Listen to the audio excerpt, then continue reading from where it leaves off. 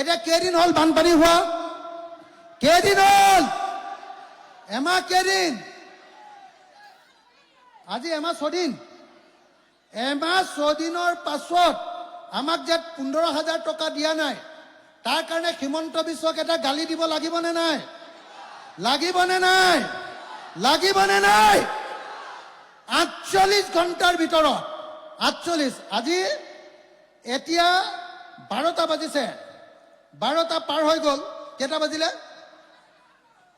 12টা বুলিয়ে ধৰিলো। 12টা বজাৰ ভিতৰত আজি কেই তাৰিখ? 25 তাৰিখ 12 বজা, 27 তাৰিখ 12 বজা, নে 12 নহয়, ৰাতি 12টালৈকে দি দিওঁ 27 তাৰিখ, হ'বনে? 27 তাৰিখ ৰাতি 12 বজাৰ ভিতৰত চবৰ একাউণ্টত 15,000 আৰু 10,000, 25,000 টকা যদি নোসোমায়, 28 তাৰিখৰ দিনা আমি DC অফিচলৈ সকলো মানুহ আকৌ আহিম। 27 তাৰিখ ৰাতি 12টা বজালৈকে একাউণ্ট চাম, হয়নে?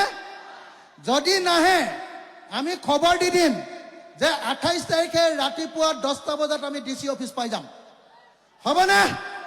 হ'বনে? আৰু 28 তাৰিখে আহি DCয়ে যদি সেইদিনাৰ ভিতৰত 28 তাৰিখৰ ভিতৰত পইচাটো নিদিয়ে, তেতিয়াহ'লে 30 তাৰিখৰ দিনা চব মানুহ গুৱাহাটীলৈ যাম। যাবনে নাই? যাবনে নাই? যাবনে নাই? যাবৰ কাৰণে কিবা কিবি ব্যৱস্থা কৰিম। আমাৰ মামাৰ গাড়ী ৰেলখন আছে আৰু বাছ চাছৰো ব্যৱস্থা কৰিম, হয়নে নহয়? দৰকাৰ হ'লে ট্ৰেক্টৰ চেক্টৰ লৈ ল'ম, হয়নে নহয়?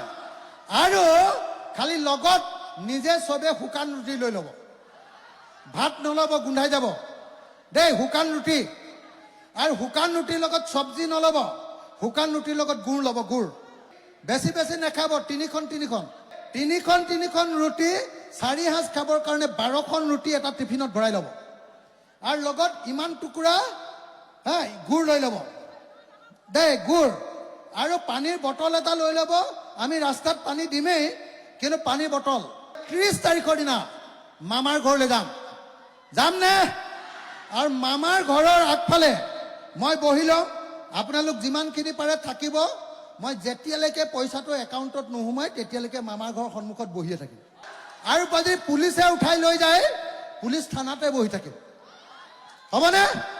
সঁচাকৈ আছেনে নাই? এইবাৰ হিমন্তক খুদাই এৰা নহ'ব, হয়নে নহয়? এইবাৰ কাৰ হাতত পৰিলে? বুঢ়াৰ হাতত চেঙেলি বুলি কয়, হয়নে নহয়? কাঠে কাঠে পৰা বুলি কয়।